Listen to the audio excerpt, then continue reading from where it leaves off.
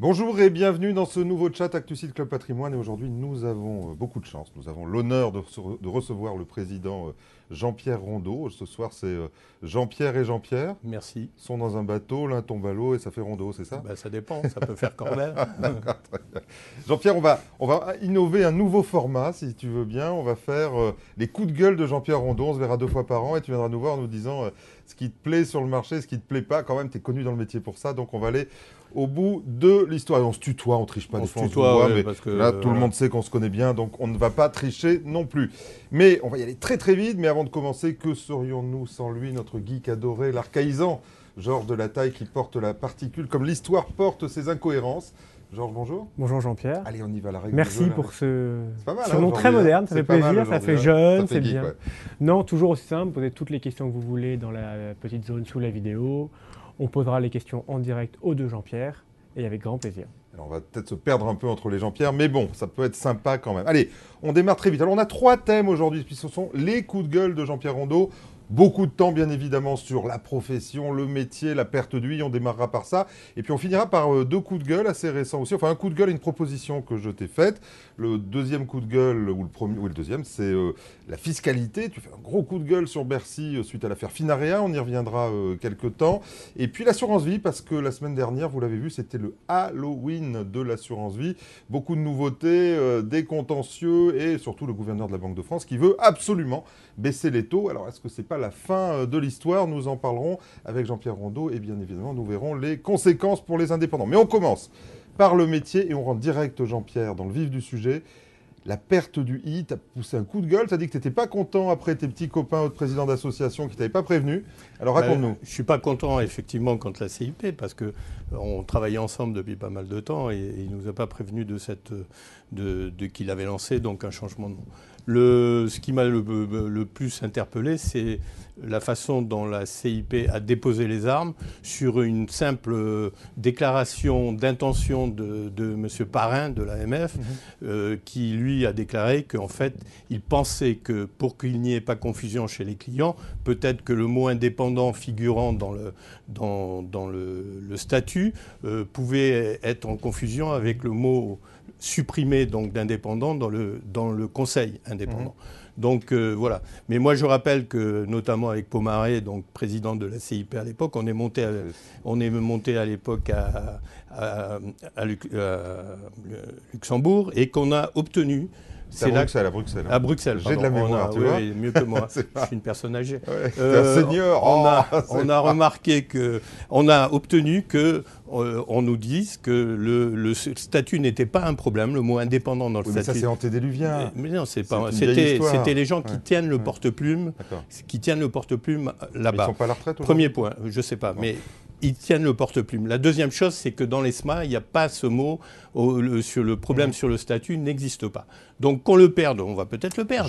Alors, mais je pense que arrête-toi 2 secondes. On n'a pas, non, mais 2 secondes, on n'a pas à déposer nos armes avant qu'on nous l'impose. Alors dans l'ESMA, il y a un truc qui dit, si on est indépendant, tu vois, on ne peut plus toucher de commission, grosso modo. Donc est-ce qu'au fond... Non, c'est faux. C'est si on dit qu'on donne des conseils indépendants.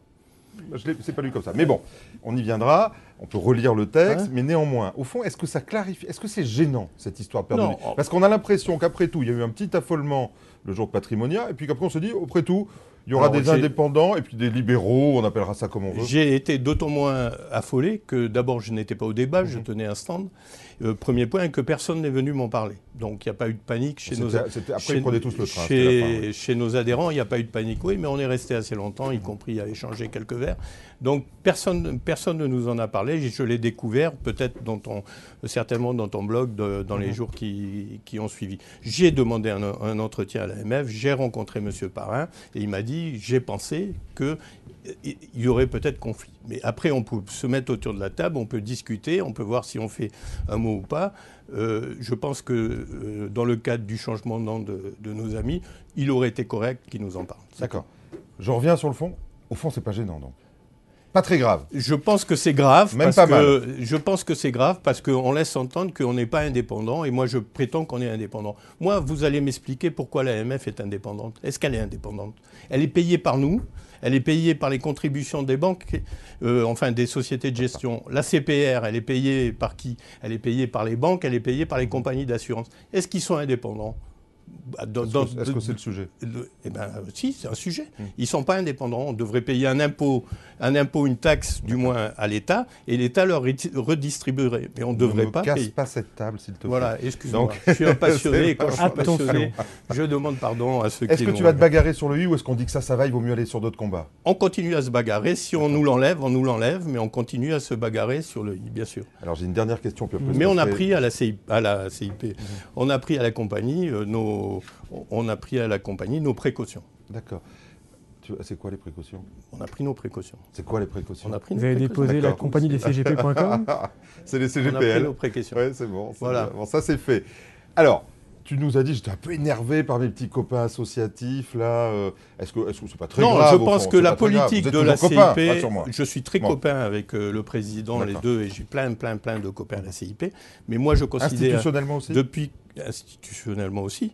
Mais autant tu le sais très bien que j'étais de ceux qui étaient prêts à très vite fusionner, et alors que les membres de mon conseil d'administration ne l'étaient pas, ni nos adhérents. Aujourd'hui, j'ai complètement reculé parce que les dernières déclarations de mon ami Lombard sont une révolution politique de la CIP, notamment tout ce qui s'est passé à Patrimonia, quand il déclare devant BFM, avec BFM, quand il déclare que finalement le CIF c'est plus important en pratique.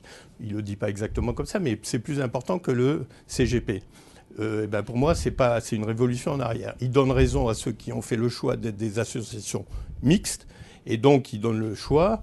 Il donne la main à nos amis, par exemple, de l'ANACOFI. Dans ce cas-là, effectivement, si tout le monde est mixte, on peut fusionner, il n'y a aucun problème. Il oublie un peu qu'il a aussi dans ses adhérents, qu'il a des indépendants qui sont indépendants totalement, c'est-à-dire qui ne veulent pas se mettre à 2, 3 ou 4. Bon, il a fait une discussion. Non, en tant que président, qu'il ait, lui, des objectifs commerciaux, ok. Mais en tant que président, il a fait une déclaration comme quoi ceux qui sont indépendants comme moi vont disparaître. Eh bien, je ne suis pas tout à fait d'accord sur ce point. Alors d'abord, ne recule pas trop parce que tu vas finir dans le décor. Et deuxièmement, est-ce que ça mérite de se fâcher? J'ai l'impression que là, t'es en colère. Non, je ne suis pas fâché. Non, bon, ça va. Je dis juste engagé. Je dis que, surtout qu'il déclare dans beaucoup de réunions, ce qui est pénalisant pour nous, qu'on est en cours de fusion, ce qui fait perdre peut-être des adhérents qui se disent pourquoi adhérer à la compagnie puisque de toute façon elle va demain fusionner avec la CIP.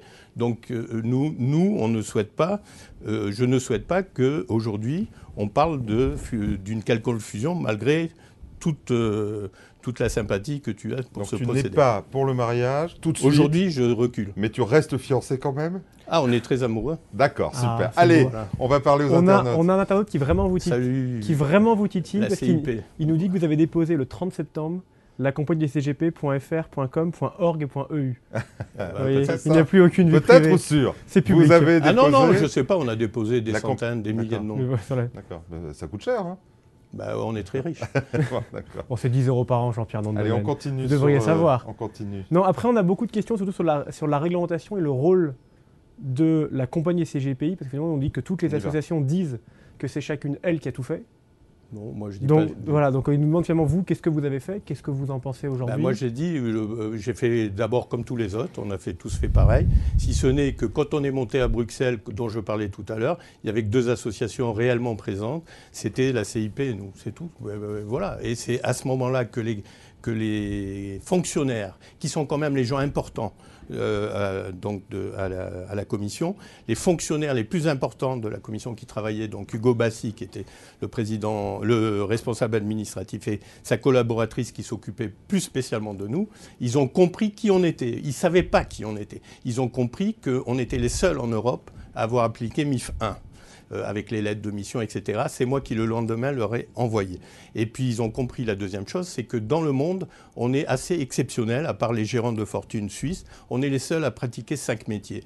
Les Anglais dont on parle tant, les Américains dont on parle tant, ce sont en gros des brokers, ils ne font pas d'assurance vie, ils ne font pas d'immobilier, ils ne font pas de CJA. Voilà. D'accord. Alors, malgré tout, le problème, et c'est un peu le problème du monde dans lequel on se trouve, Jean-Pierre, c'est qu'on n'est plus franco-français, on est européen. Oui. Donc, Est-ce qu'on peut se permettre ces querelles associatives Mais il y a pas... dans un ensemble aussi large que l'Europe? Je reviens sur le sujet.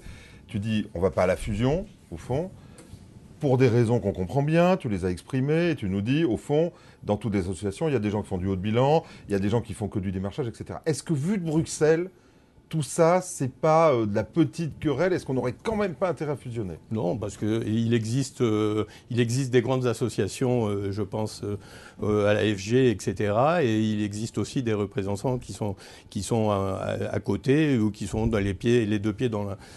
Aujourd'hui, de toute façon, l'Europe ne souhaite pas un ordre, ne souhaite pas une opération unique. On l'a dit, et même Charlet l'a dit, même... Pomaré l'a dit, Moreau l'a dit, c'est qu'on est plus fort en allant à plusieurs qu'en allant tout seul. Oui, donc, c'est un discours qu'on entendait il y a un an, voilà, un an et demi. on l'entend toujours il a évolué dans les associations. Oui, il a évolué à la CIP, c'est tout. J'ai Parce les vidéos. que je crois avoir entendu l'ami Charlet répondre justement à Lombard récemment que... David Charlet dit qu'il ne veut pas fusionner. Voilà, et ben moi non plus. Donc voilà... Lors d'un chat qu'on a fait ici, dans ce magnifique studio, très bien organisé, nous avons notre ami Fantus de la CNCIF qui a dit moi je suis plutôt pour, alors il faut voir dans quelles conditions. Et on a fait la proposition, Benoît Lombard nous avait écrit, je ne sais pas s'il va le faire cette fois-ci, mais il nous avait écrit en disant on va faire une table ronde des 4 présidents dans un chat, tu es d'accord là-dessus? Je suis tout à fait d'accord là-dessus. D'accord. Avec quel Par état contre, d'esprit? non, je suis tout à fait, je dirais exactement ce que je viens de dire, et je dirais à Fantus, pour qui j'ai beaucoup d'estime, j'ai surtout beaucoup d'estime pour la CNCEF, qui est une association que je connais depuis longtemps, c'est que, je dirais que Fantus, il roule dans la roue de Charlet, c'est-à-dire qu'il a choisi d'être mixte, qu'il mélange des professions qui n'ont rien à voir. Il accepte des vendeurs uniques de défiscalisation d'Om-Tom. Et donc, ça, c'est pas notre vœu à nous. Et il y a 3 ans, il voulait fusionner avec nous. J'étais prêt à fusionner avec lui, d'ailleurs. Mais j'avais dit, on se sépare les deux. Moi, cher ami, vous vous fiancez beaucoup, mais vous ne consommez pas beaucoup. Hein. Voilà, je reste vierge. On peut le dire comme ça. Alors, si on devait faire, et si on avançait, si on devait faire un modèle d'une association qui réunirait tout ce que tu imagines comme étant dans le cadre, au fond, ça ferait quoi? Mais non, mais est-ce que nous sommes des CGPI? On a tenté de percer depuis 20 ans, on a travaillé, il y a des associations, l'UCPI, etc., des groupements, tout le monde, on a tous travaillé dans le même sens. Est-ce qu'un type qui est aujourd'hui un agent immobilier... Réponds-moi positivement, ne m'enlève pas les gens. Un agent immobilier tout à fait respectable, parce qu'il vend de temps en temps un cellier, enfin du flot aujourd'hui ou autre, et donc ça l'oblige à s'inscrire en tant que CIF à l'ORIAS, enfin... surprise aujourd'hui, il n'y a plus de... Mais qu'il oblige à s'inscrire... On va expliquer quand même pour nos internautes. Un décret du Conseil d'État, je crois... À la demande de l'ANACOFI. À la demande de l'ANACOFI, est sorti aujourd'hui, donc pour ceux qui nous écoutent, qu'on découvre en disant que les statuts de l'ORIAS étaient nuls, si je m'exprime clairement, et que donc l'ORIAS ne pouvait plus, dans l'attente d'un nouveau décret, exercer. Donc il n'y a plus d'affiliation depuis aujourd'hui. Voilà. Donc, est-ce qu'un agent immobilier et en plus, sachant ce qu'avait dit Marini, soutenu par Madame Lagarde, c'est-à-dire qu'il suffisait d'être inscrit sur un des 3 métiers financiers à l'ORIAS pour se prétendre CGPI, moi, ce n'est pas mon métier. Je respecte qu'il y a des agents immobiliers, de la même façon, des courtiers purs d'assurance qui vendent de l'IARD, ce n'est pas des CGPI. Je conclus, au fond, le bon modèle, puisque j'essaye de trouver le bon modèle, c'est ce que proposait Patrice Pomaré en son temps, qui était un ordre des CGPI, non? Oui, si on veut, mais l'ordre, de toute façon... Donc Patrice... Non, mais Patrice, on a beaucoup échangé à l'époque et on a beaucoup travaillé ensemble. C'était à condition que ça soit des CGPI et pas des CIF. C'est le bon modèle, ça te semble tout compte fait? Bien sûr, c'est le bon modèle. Allez, les internautes. Oui, du coup, ils nous demandent, ils voient le problème différemment vis-à-vis de leurs clients. Finalement, les clients, ils nous disent, je cite, ils s'en foutent, CIF, CGPI, etc. Absolument. Donc, quel intérêt pour les clients? Quelle est la sauce rêvée pour les clients? Et est-ce que cette réglementation, c'est une bonne chose pour les clients ou est-ce que ça va plutôt compliquer les choses pour eux? Toutes les associations sont bonnes. Maintenant, ce qu'il ne faut pas, c'est que quand le client voit sur le site de l'ORIAS ou avant de l'AMF pour chercher un CGPI qui soit CIF, parce qu'on lui a conseillé encore sur BFM il y a quelques jours de chercher un CIF, au lieu de dire un CGPI. Donc s'il va chercher un CIF... C'est de la Tour d'Arthez, non? Qui était sur BFM? Par exemple. C'est que le client sache à qui il s'adresse. S'il s'adresse à un CIF qui est un CGPI, ou s'il s'adresse à un CIF qui vend du dom-tom, ou s'il s'adresse à un CIF qui n'a pas besoin d'être CIF, mais qui s'est mis CIF pour avoir un statut, je pense à certains produits dits atypiques ou de plaisir ou autre. Voilà. Mais c'est pas important quand même pour les clients d'avoir une réglementation qui leur garantisse une espèce de chapeau réglementaire. Donc ça c'est bien quand même. La compagnie depuis 2003 est la seule qui se bat pour mettre à plat le métier de CGPI, ce que j'appelle le Grenelle du CGPI. D'accord. Ah bon, on va faire ça alors. On voit si ça marche. Depuis 2003, c'est dans tous mes écrits. Si ça marche comme le Grenelle de l'environnement, je suis pas sûr que c'est une meilleure idée. On verra. Mais bon, allez, on continue. L'ESMA. Deuxième modèle, on a beaucoup discuté ensemble déjà du sujet, donc maintenant on a l'habitude.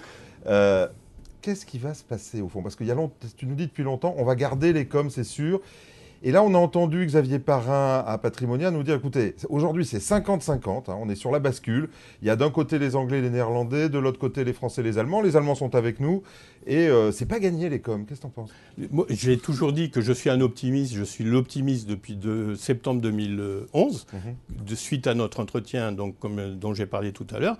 Maintenant, je dis qu'il y a effectivement un risque de perte, mais je ne le situe pas de 50 à 50. Je crois que suffisamment de gens sont montés au créneau, que ce soit les associations, l'AFG, les assureurs qui savent que derrière, ça va leur arriver, peut-être pas tout de suite, mais ça va leur arriver, et même les banques. Aujourd'hui, l'ESMA, je pense qu'elle a pris suffisamment de corrections pour aujourd'hui tempérer un peu ce qui va être produit. Et puis ce que va dire l'ESMA, ce n'est pas obligatoirement la décision. Et après, il y a l'application dans le pays. Donc je reste optimiste. Mais imaginons, alors ça, l'autre fois, effectivement, on a eu plusieurs explications. Mais j'aimerais bien que tu donnes ton avis aussi sur le sujet. Imaginons que l'ESMA reste sur cette posture qui était complètement incroyable, qui était de dire qu'il faut d'abord arriver à s'autofinancer, on va dire, avec des honoraires, et ensuite, on aurait droit, accessoirement, d'une certaine manière, d'avoir des commissions. Si l'ESMA restait sur ce texte-là, qu'est-ce qu'on fait après ? Après, de toute façon, on va s'amuser un peu, parce que moi, j'ai dit qu'on irait... Je suis pas sûr que tout le monde... Mais oui, on ira devant... D'abord, il y aura une partie de la clientèle, on fera comme les Anglais, on la renverra aux banques qui les serviront par Internet, donc débarrassez-vous des petits, des moyens. Ceux qui auront les moyens chez nous, ils conserveront. On sera peut-être salariés à la commission, il faudra m'expliquer en quoi être salarié à la commission Jean-Pierre, écoute. À la commission, non, être salarié, pas la commission, être salarié au chiffre d'affaires. Mais les CGP, tes adhérents qui sont là, qui nous regardent, et les autres, ils se disent, mais attends, qu'est-ce qu'on va faire? Qu'est-ce qui va se passer? Attends, aujourd'hui, depuis 2010, il y en a certains de nos confrères pleurent, démoralisent la profession, certains journalistes en font des pages de garde, etc. Certains blogueurs, et puis certains amis comme toi. Et donc, aujourd'hui, qu'est-ce qu'on va... Et si on était là, on aurait dû vendre tous depuis 2010. On est là encore et on verra, on se posera la question. Elle va venir en 2017 à mon avis et pas avant. Très bien. Georges ? Du coup, on a beaucoup de questions sur les autres sujets. D'accord. Peut-être juste pour finir sur les sujets, on a une question qui revient plusieurs fois, c'est les CGP nous disent, est-ce qu'on n'a pas le choix, est-ce qu'on va devoir se regrouper, ou est-ce que finalement on peut durer des années comme ça? Tu en as parlé tout à l'heure, tu as dit moi je veux rester tout seul. Je pense autant association que CGP. Pour tout le monde. Oui. C'est-à-dire que moi je me bats depuis 10 ans contre mes amis de l'UCPI, les présidents de groupements, etc., mais aussi contre certains franchiseurs, etc. Et allez, pour ne citer que l'UFF, je pense qu'il y a la place pour tout le monde. Il y a tous les modes de distribution qui sont possibles. Et si nous, demain, tous, on se range avec le collier quelque part, il y aura des jeunes qui sortiront et qui diront, moi, eux, ce n'est pas des vrais indépendants, ils ne sont pas libres des conseils, nous, on l'est. Donc je pense qu'il faut tout. Chez moi, j'ai au moins deux organisations qui sont des franchises et dont je suis heureux de les avoir avec nous. Donc je n'ai aucun état d'âme. J'ai des gens qui sont dans des groupements, aucun état d'âme. Mais moi, j'en ai un peu assez quand les présidents d'associations, de groupements, etc., ou de franchises racontent dans les journaux, bêtement suivis par pas mal de journalistes, que si on est tout seul, on sera mort. Moi, je rappelle les avocats, il y a quelques années... Benoît Lombard a dit la même chose à ta place. Les avocats, il y a quelques... Non, il dit le contraire. Benoît Lombard a dit tout seul, ça sera difficile. À ta place. Oui, contrairement à moi. Oui, c'est ça. Ouais. Ah oui. Les avocats, c'est pour ça que je l'ai dit tout à l'heure. Mais les avocats, on a dit, modèle américain, il faut être 20, 100 pour être internationaux et tout. Mais les clients, au bout d'un moment, les clients particuliers, les clients chefs d'entreprise PME, ils ont compris à un moment donné qu'il valait mieux avoir un avocat de proximité, un avocat, je dirais, de famille, que d'avoir un avocat qui soit dans une très grande structure. Pardon pour la table. Et je finis, on passe aux autres sujets. Tu dirais quoi à un jeune qui veut s'installer aujourd'hui, qui veut quitter la banque pour se mettre à son compte? Faut y aller? Je dis que c'est pas facile, que c'est très dur à cause d'une réglementation imbécile qui s'empile sur nous comme sur aucune autre profession, même pas les paysans qui ont manifesté hier. Donc c'est très dur, que les commissions, c'est plus la même chose, que nous, on avait des commissions de droit d'entrée quand on a démarré, aujourd'hui c'est des commissions d'encours. C'est très difficile, il faut démarrer soit avec des clients, soit un courage extraordinaire, soit avec de l'argent ou un époux, une épouse qui travaille. Donc c'est très très difficile. Mais je pense que nous avons un boulevard, parce que nous avons prouvé au cours des crises récentes qu'il y a de très bons dans la banque, il y a de très bons dans l'assurance, mais donc, globalement, on est les meilleurs. Allez, on va en chercher encore déjà. Et donc, on a un boulevard devant nous. Très bien. Allez, on passe aux autres sujets. Alors, on a 2 sujets, 5 minutes par sujet. Premier sujet, tu as revêtu ton armure de Don Quichotte ou de Bayard, je ne sais pas, et tu nous dis Bercy déconne. Allez, je vais prendre le terme. Et notamment sur une affaire, je précise les faits. Sur 2 affaires. Alors, je vais prendre celle que j'ai vue récemment, qui était Finarea, qui est une société donc, qui proposait des holdings ISF, et l'ensemble, je crois qu'il y a des milliers de souscripteurs qui ont été retoqués. Pourquoi? Parce que Finarea n'aurait pas investi assez vite dans les entreprises sous-jacentes. C'est pas facile. C'est pas du tout ça. C'est parce que alors, on y va, vas-y, pardon. C'est une holding, elle doit intervenir dans la gestion de l'association, et Bercy a considéré que qu'elle n'était pas impliquée. Elle n'était pas animatrice, mais elle ne s'était pas impliquée dans la gestion. Il y a eu aussi le délai d'investissement. Moi, je souhaite citer Gesdom, parce que Gesdom, il y a 2 affaires. Il y en a une sur laquelle je préfère ne pas m'étendre. Mais la première affaire Gesdom, c'est quoi? C'est parce que ERDF, filiale d'EDF, filiale de l'État, n'a pas branché, avant le 31-12, n'a pas branché... Alors Gesdom, c'est panneaux photovoltaïques? C'est panneaux photovoltaïques. Donc, nous et nos clients, après l'opération, on n'a aucun moyen de vérifier. Bien sûr. Mais à plus forte raison, avant, pour qu'une société soit animatrice de société, il faut que ces sociétés-là, elles aient été créées. Donc, qu'on ait versé l'argent. Pour que les panneaux aient été achetés, il faut bien qu'on ait été versé l'argent. Donc, Bercy ne peut pas nous dire, en fait, c'est l'équivalent, je vous tamponne un produit parce que c'est accepté. Et puis derrière nous dire, ah non, vous êtes requalifié. On a des quantités donc, ce que tu dis, pour être clair, j'étais très clair, mais juste je résume en quelques mots, c'est qu'au fond, nous on rentre dans une opération qui est agréée, ou en tout cas qui est acceptée. Y compris par l'AMF. Qui est acceptée par Bercy et par l'AMF. Et en réalité, après, on ne maîtrise pas, on n'a aucun pouvoir sur le maîtrise, ni même le client. Et donc là, on nous enlèverait l'avantage fiscal pour des gens en plus qui n'ont pas fait de mal en réalité, puisqu'il n'y avait pas de malversation.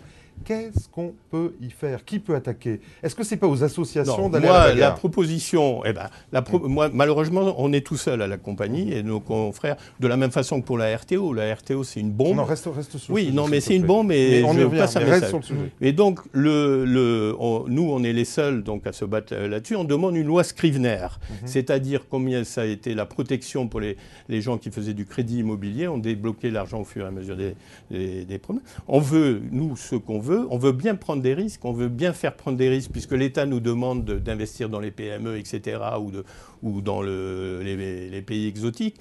On veut bien prendre les risques, mais des risques de toute conscience. C'est-à-dire que la société, c'est elle qui ne va pas, c'est elle que son développement est raté. Voilà, là, ces risques-là, on veut bien les prendre. Une loi Scrivener. On bloque, l'argent sera bloqué à la Caisse des dépôts. Et c'est Bercy qui le débloquera sous sa responsabilité, sous sa seule responsabilité. Il ne pourra pas requalifier. Il y a des centaines de clients dans Finarea qui sont aujourd'hui plombés à cause d'un fonctionnaire parce que c'est un fonctionnaire, il faut savoir. Comment on fait pour présenter ce projet-là? Est-ce qu'il y a un député qui te suit là-dessus? J'ai écrit à tous les députés, malheureusement, voilà. Que disent les autres associations? Vous travaillez sur le sujet? Ils ne répondent pas. D'accord. Donc il n'y a pas de boulot aujourd'hui. Est-ce que c'est le rôle? Alors là, tu me dis, je veux faire un projet de loi au fond et je veux amener. Donc là, tu as besoin d'être accompagné avec du lobbying. Est-ce que c'est aussi le rôle des associations d'aller attaquer, dans le Conseil d'État en l'occurrence, pour... Peut-être. De la même façon que pour les problèmes avec l'ESMA, enfin les conséquences de l'ESMA, on montera devant les tribunaux européens. D'accord. Donc là, on sent quand même qu'il y a une montée en puissance du rôle de l'association. Écoutez, moi j'ai fait trois, je le dis, J'ai fait 3 clients en Finaria. J'ai 3 clients plantés. J'ai vendu un produit d'une maison qui était connue depuis 10 ans, bien sûr. Un produit qui avait fait ses preuves 2 ans avant. J'ai vendu quelque chose qui était sérieux et je ne vois pas pourquoi mes clients sont pénalisés et obligés éventuellement de m'attaquer pour essayer de récupérer. Il faut savoir qu'on a, quelqu'un de très connu sur la place, un grand gérant très connu, qui lui a mis toutes ses indemnités de licenciement en face, il a mis ça, et il a été requalifié, c'est-à-dire qu'il a perdu ses fonds, les indemnités qu'il avait. Tu vas y aller au combat là? On va continuer. En tout cas, j'essaye de faire bouger par mes coups de gueule. Donc, j'essaye de faire bouger la profession. Est-ce que tu lances un appel aux autres assos pour qu'elles t'accompagnent là-dessus? Je lance un appel à l'AMF qui devrait moi, j'appelle à boycotter les produits aujourd'hui de défiscalisation qu'on veut nous demander de vendre, c'est-à-dire l'assurance, les nouveaux contrats d'assurance et les nouveaux PEA. Moi, j'appelle à boycotter. Si on ne peut pas faire confiance à l'État et à son représentant qui est Bercy, pourquoi on va abonder dans... Est-ce que tu demandes aux autres associations, parce que je prépare ma future table ronde, de t'accompagner dans ce combat aussi? Pas de m'accompagner, ils peuvent prendre la tête, je les suivrai. D'accord. Moi, je n'ai pas d'ambition très bien. Personnelle. Est-ce qu'il y a une question là-dessus? Non, après, on a beaucoup de questions sur les fonds en euros, comme il y a 4 minutes. Voilà, on y est. Si on peut enchaîner. Donc, 2 derniers sujets, dernier coup de gueule. Là, c'est moi qui te l'ai proposé, effectivement. Donc, je l'ai dit, Halloween la semaine dernière, Christian Noyer dit aux assureurs, on sent bien que s'il le dit, Fabrice Pouzin l'a répété de manière forte, Fabrice Pouzin, secrétaire général adjoint de la CPR, dit il faut baisser les fonds euros, on vous demande de le faire parce que c'est dangereux. Le directeur de la Banque de France. Est-ce que c'est le rôle de l'État de faire ça? Certains assureurs râlent. Et est-ce que c'est la fin du fonds en euros? Parce que là, on sent bien que c'est chaud. D'abord, ce n'est pas le rôle de l'État, premier point. Et deuxième point, je pense par contre qu'il y a un message subliminal. C'est-à-dire que aujourd'hui, on a des compagnies petites, on a des compagnies récentes, on a notamment des mutuelles qui ont brillé par des résultats et des associations qui ont brillé par des résultats passés extraordinaires. Et aujourd'hui, et qui n'ont pas en plus la batterie du C qualitative. Bien sûr. Et donc aujourd'hui, ils sont obligés d'essayer de garder leurs clients et tout ça et de montrer qu'ils ont des résultats un peu meilleurs. Et je pense qu'il y a aujourd'hui des assureurs qui dépensent un peu trop vite, effectivement, les réserves, qui sont des réserves qu'ils devraient garder étalées sur 8 ans pour lisser les résultats. Il a raison, Christian Noyer. Et je ne sais pas si c'est ça, mais je pense qu'il a raison de passer un message subliminal à ces sociétés qui peut-être gaspillent un peu vite les taux. Voilà. Georges, la parole aux internautes. D'abord, il râle parce qu'il trouve que vous ne laissez pas assez la parole. Oui. Enfin, vous leur laissez pas assez la parole. C'est le coup de gueule des CGP. Il dit finalement ils n'ont qu'à venir à nos réunions. Ils peuvent Jean-Pierre, on ne peut pas l'arrêter. Jean-Pierre, ne rajoutez pas. Ils ne vont pas y arriver. Ils nous disent finalement les fonds en euros, est-ce que c'était pas trop beau? On a eu pendant de longues années un super produit, une super fiscalité, de la liquidité, de la perf. Et est-ce que ça ne devait pas obligatoirement s'arrêter un jour? Il faut arrêter d'écouter les discours des pleureurs et tout ça. Le fonds euro, ça reste un très bon produit si on regarde à combien est l'inflation aujourd'hui. Et c'est un produit sécuritaire. Comme on travaille tous en assurance vie, c'est le meilleur moyen pour être en sécurité dans un contrat d'assurance vie quand on veut faire un arbitrage pendant quelque temps sur la sécurité. Donc il faut arrêter de pleurer. Moi, à 2,80, je serais content. Voilà. 2,80, ça ne sera pas 2,80. Non, mais après, ça va baisser. Si on prend les taux, juste un mot sur les taux. Si on prend les taux tels que les propose M. Noyer, cette année, on devrait avoir 2,80 de moyenne. Il dit qu'il faut descendre de 0,50. Donc, c'est-à-dire qu'on ira à 2,30. Ça te paraît bien aussi? Les taux vont descendre. Il faut quand même aussi considérer, on achète des obligations aujourd'hui à moins de 2, etc. Mais aujourd'hui, il y a aussi beaucoup de clients parce que le baby-boom arrive à la retraite et décède. Et on a beaucoup de clients, beaucoup de contrats qui sortent. On a les héritiers qui ne renouvellent pas toujours, etc. Et il y a une partie quand même de flux qui est des obligations qui restent dans les contrats et qui sont à des taux un peu plus élevés. Donc voilà, on verra. Et puis si demain, il faut avoir 1,5%, on sera 1,5%. Si je considère, moi, pour mes clients, que d'être en action, c'est très dangereux. Voilà. Donc c'est déjà un fonds de repli. Et quant aux obligations, je ne souhaite pas en avoir. Une dernière question, Georges. Du coup, une question très simple. Dans 5-10 ans, il y aura toujours des fonds en euros? Je sais, aucune idée. Je suis pas un gourou. Hein.